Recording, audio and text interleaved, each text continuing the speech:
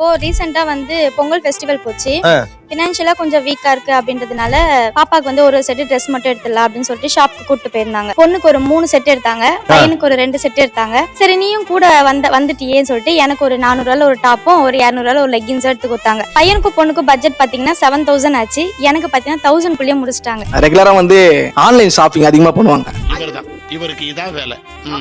அப்ப எனக்கு யாரு எடுத்து தருவா சார்? அதான் ஏற்கனவே நீங்களே எடுத்துக்கிறீங்களே. அது நான் எடுத்துக்கிறேன் சார், அவங்க தரப்புல எடுத்து தரணும்ல. காசு கொஞ்சம் ப்ராப்ளம். 7000 ரூபாய் பிள்ளைங்களுக்கு ட்ரெஸ் எடுத்த மனுஷன், 1000 ரூபாய்க்கு பொண்டாட்டிக்கு ட்ரெஸ் எடுத்த மனுஷன், அவருக்கு ட்ரெஸ்ஸே எடுத்துக்கலையே.